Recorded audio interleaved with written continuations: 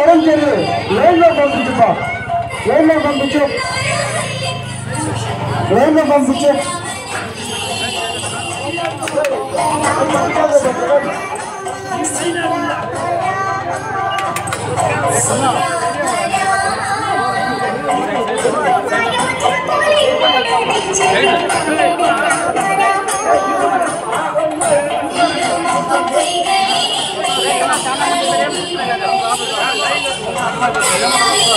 దయచేసి అందరూ లైన్లో రండి. దయచేసి భక్తులందరికీ విజ్ఞప్తి, దయచేసి లైన్ పద్ధతిలో రావాల్సిందిగా కోరుతున్నాం. దయచేసి అందరికీ విజ్ఞప్తి, లైన్లో రండి ప్లీజ్, లైన్లో రండి, లైన్లో రండి. దయచేసి అందరూ లైన్లో రండి. ప్రసాద వెయిట్ చేయదంటనా, ప్రసాద వెయిట్ చేయదంట,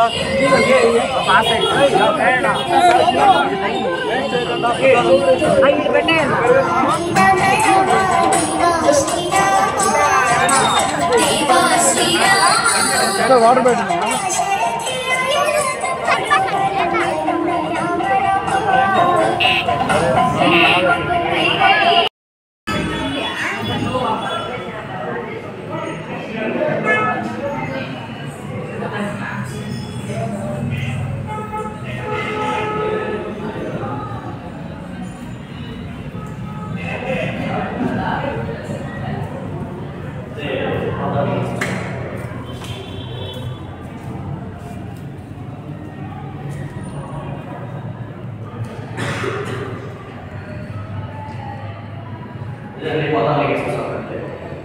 ఇక్కడ చెప్పాను కదా సుఖంగా చెప్పేసి పైన తపస్సు చేస్తాను. అంటే అక్కడ వాళ్ళకి మన గుడి పరిశ్రమ చేశారు కదా, వచ్చి ఇక్కడ ప్రతిరోజు పొద్దున్న సాయంత్రం ఆయన వచ్చి తపస్సు చేసుకుంటాం. ఆయన లేదా వాళ్ళు ఉంటాయి కదా, వాళ్ళ దానికి వాళ్ళు చూసుకొని ఆయన అక్కడ వెళ్ళి పైన కూడా చూసాను కూడా, అక్కడ వెళ్ళేసి ఏదో వచ్చే వాళ్ళకి శాస్త్రం చెప్పేది కానీ వాళ్ళకి మంచి చెప్పి ఇలా చేస్తాం. స్ఫటికలింగం అని వాళ్ళకి ప్రతిష్టాపన చేసి వాళ్ళది ఆయన జీవ సమాధి మనకి గణేశ్వరం ఉంది. ఇక్కడ అక్కడి నుంచి 4 కిలోమీటర్ల దూరంలో ఉంది గణేశ్వరం జీవ సమాధి అనే ప్లేస్. అక్కడ సపరేట్గా ఒక ఆశ్రమం, అక్కడ ఒక ఆశ్రమం, ఇక్కడ పెద్ద భాగం ఉంటుంది, ఇక్కడ ఒక ఆశ్రమం. దాదాపు ఎంత 1000 మంది వెళ్ళినా కూడా అక్కడ భోజనం చేసే సౌకర్యం కానీ లేదా సౌకర్యం అన్ని రకాల స్పెషల్స్ ఆయన కమిట్ చేశారు. ఇక్కడ పెద్ద భాగం కూడా అక్కడ కూడా 100 మంది దాకా ఉండొచ్చు. అంతమందికి షెల్టర్గా ఆడ ఆశ్రమం పెట్టి చాలా వరకు జీవన కార్యక్రమం చేశారు అనమాట.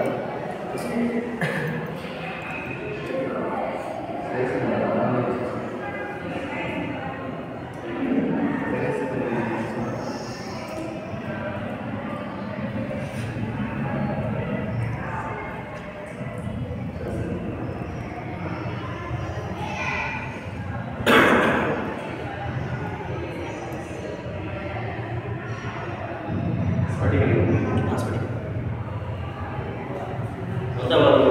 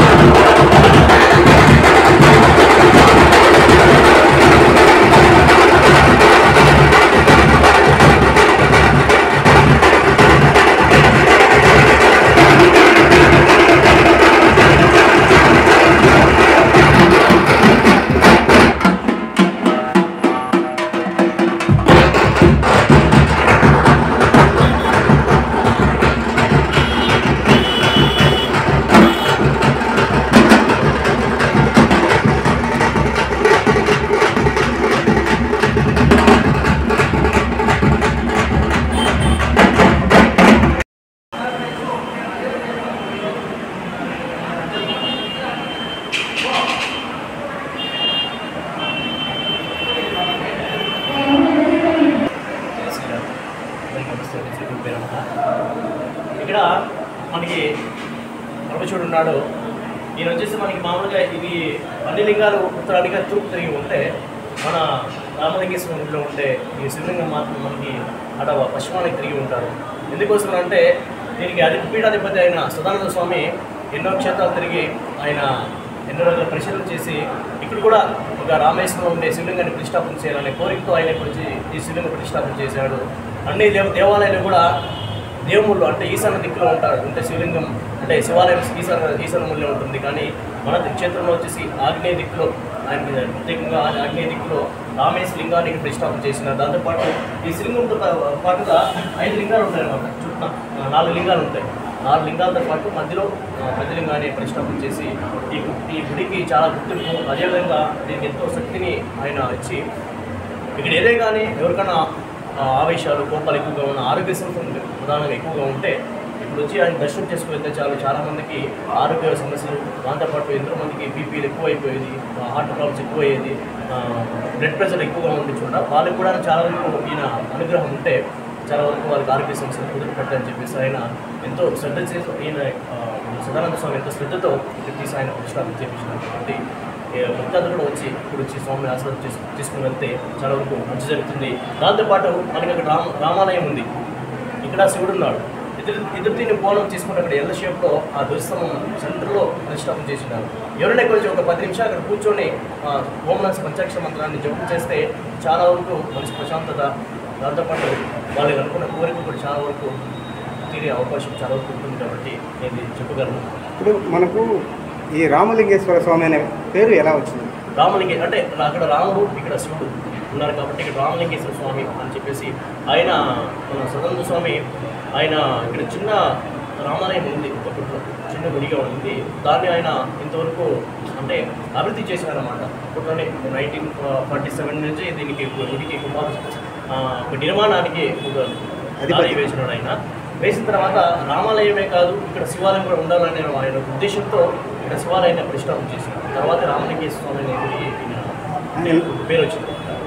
దాంతోపాటు ఇక్కడ పరివార దేవతలు కూడా ఒకలా గణపతి, దాంతోపాటు ఆ పక్కన ఆంజనేయ స్వామి, తర్వాత శ్రీకృష్ణ పరమాత్మ, దాంతోపాటు అక్కడ దక్షిణామూర్తి కొత్తగా ప్రతిష్టాపన చేసినారు. అక్కడ పళని సుబ్రహ్మణ్య స్వామి అంటారు. అంటే ఆ సుబ్రహ్మణ్య స్వామి ఎక్కడా లేదు, మన గుడిలోని సుబ్రహ్మణ్య ఎక్కడా లేదు. ఎందుకంటే అక్కడ ఏకశిల ఒకే ఒక విగ్రహం ఆయన పల్లీలో అంటే మాత్రం ఇక్కడ ప్రతిష్టాపన చేసినారు. దాంతోపాటు వల్లి దేవసేన కోసం అంటే వేరే గుడిలో ఉంటే మన గుడిలో మాత్రం సుబ్రహ్మణ్య స్వామి ఏకశిల విగ్రహంలో ఉంటాడు. దాంతోపాటు వాళ్ళకి ఎదురుగా నవగ్రహాలను ప్రతిష్టాపన చేసినాడు. దీంతోపాటు మన గుడికి ఇంకో ప్రత్యేకత ఏమంటే పాతాళ లింగేశ్వరం అంటాడు. పాతాళంలో శివలింగం ఉంది, అంటే భూమికి అండర్గా ఉంది, ఒక శివలింగం ప్రతిష్టాపన చేసినారు.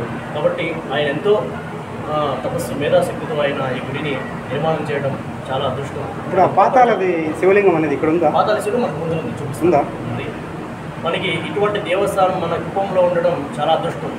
మన కుప్పం జన అంటే భక్తాదులు కూడా తెలియజేయాలి. తెలుసుకుని మన గుడికి వస్తే వాళ్ళు చాలా వరకు మోక్షాన్ని ప్రసాదిస్తారని చెప్పేసి చాలా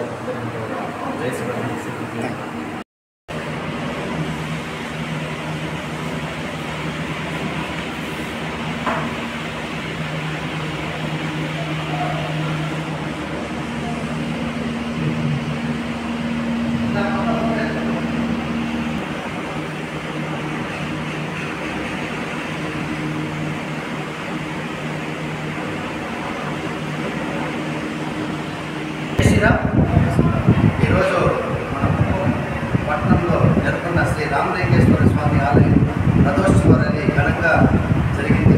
అదేవిధంగా ఈ నెల 5వ తారీఖు నుంచి 8వ తారీఖు వరకు రామలింగేశ్వర ఆలయంలో కుంభాభిషేకం, ఎందుకంటే 25 సంవత్సరాలు పైబడి దేవాలయాన్ని పునరుద్ధరణ చేసే కాకుండా ఈ 5వ తేదీ ఆలయ కమిటీ సభ్యులు పెద్దలు అందరూ కూడా కలిసి హిందూ ధర్మ పరిరక్షణ సమితి సభ్యులు ఆధ్వర్యంలో అన్ని విధాలుగా అన్ని హిందూ సంఘాలు ఆలయ కమిటీలు అందరూ చేరి గుడిని ఏదైతే పెండూరులో ఈ ట్రస్ట్ బోర్డు మెంబర్స్ వాళ్ళ సౌకర్యంలో గుడి కుంభాభిషేకం ఘనంగా నిర్వహించి 8వ తారీఖు నుంచి 14వ తారీఖు బ్రహ్మోత్సవాలు, 14వ తారీఖు నుంచి 48 రోజులు అన్ని కలుపుకొని 48 రోజులు మండలి పూజ చేసుకుంటూ ప్రతిరోజు నిత్యం పొద్దున్న సాయంత్రం అభిషేకం, మధ్యాహ్నం అన్నదానం కార్యక్రమం ఘనంగా నిర్వహిస్తూ ఈ రామలింగేశ్వర స్వామి ఆలయానికి ప్రత్యేకత ఉంది. ఎందుకంటే రామునితో పాటు ఈశ్వరుడి గుడి, ఈ రెండు కలిపి రామలింగేశ్వర స్వామి ఆలయాన్ని మన పెద్దల ఆశ్రమంతో పాటు అన్ని యొక్క గుళ్ళు దేవాలయాలు కూడా ఒక విశిష్ట ప్రతిష్టని తెలుసుకొని మన కుటుంబ ప్రజలు దండలుగా ఈ గుడికి ప్రతిరోజు వచ్చి పూజగా నిర్వహిస్తున్నారు. నిన్న జరిగిన సీతారామ కళ్యాణం కావచ్చు, ఈ రోజు రథోత్సవం ర్యాలీ కావచ్చు, అదేవిధంగా రేపు జరిగే పుష్పల్లి కావచ్చు, మన్నాడు జరిగే పెద్ద అన్నదానం కావచ్చు, ప్రతి ఒక్క రోజు ప్రతి ఒక్క విశిష్ట కార్యక్రమానికి మన హిందూ బంధువులు ప్రత్యేకంగా మతాలకు అతీతంగా కూడా అందరూ కూడా వచ్చి దేవుడిని దర్శించుకొని ప్రత్యేకతన ఈ గుడికి ఒక విశిష్టత తెలుసుకొని కార్యక్రమాలన్నీ విజయవంతం చేస్తున్నారు.